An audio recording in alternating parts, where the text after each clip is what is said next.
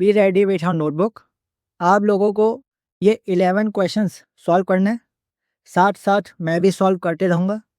Solve करने का तरीका मैं बता रहा हूँ। आउट ऑफ दिस 11 क्वेश्चंस जितने भी क्वेश्चंस आपको डायरेक्ट बन रहे हैं, आपको एक लाइन में आंसर दिख रहा है, सबसे पहले आप वो सॉल्व करेंगे। और जिनमें भी आपको थोड़ी बहुत डिफ़िकल्टी लग रही है, आप स्ट्रेट अवे वो क्वेश्चन छोड़िए। उस क्वेश्चन पर पहले हम कॉन्सेप्ट सीखेंगे, फिर हम उन क्वेश्चंस को दोबारा अप्रोच करेंगे। The first 3 questions, 3 power 4 81, 3 cube is 27, again 3 power 1 is 3। अब आप लोग देखिए question number 5, 4 square 16, 4 power 2 16, 2 power 4 again 16। Now let's see question number 7, 18 square 324। Let's see question number 11, log of 100 base 10 2। So 3 minus 2, answer is 3 minus 2 1। Question number 4 आप लोग try करने वाले हो, comment में मुझे आंसर बता देना। Question number 5 and question number 6। Question number 5 is log of 4 having base 16 is 2, log of 16 having base 2 is 4। अब जो मैं समझाने वाला हूँ आपका कंप्लीट फोकस उस पर रहना चाहिए। log of 16 having base 4, मैं इस 4 को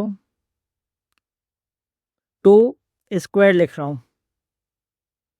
इन a same way log of 16 having base 2, in place of 2 I am intentionally writing square root 4। क्या हम ऐसा लिख सकते हैं? Now I am considering two hypothetical situation।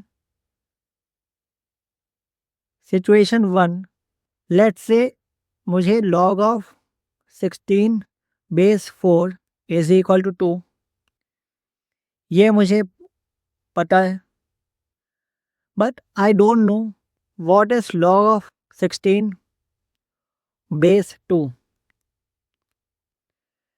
Second situation, vice versa of it,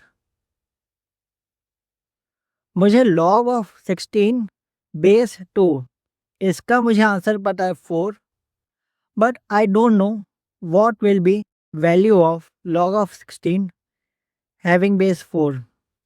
अब देखिए आपका पूरा ध्यान जो पता है वो कैसे क्रिएट करना है उस पर रहेगा। एक बार फिर रिपीट करता हूँ, आपका ध्यान जो हमें पता है उसे कैसे क्रिएट किया जाए उस पर रहना चाहिए। ध्यान से देखिएगा मैं क्या समझाने वाला हूँ। मैंने आपको बहुत क्लियरली बताया, आपको जो पता है आपका ध्यान उस पर। मुझे निकालना है log of 16 बेस 2, लेकिन मुझे पता है log of 16 base 4 is 2। Multiply, एक बार फिर रिपीट कर रहा हूँ, जो हमें पता है हमारा फोकस उस पर। log of 16 बेस 2 हमें पता है 4, हमें निकालना है log of 16 बेस 4।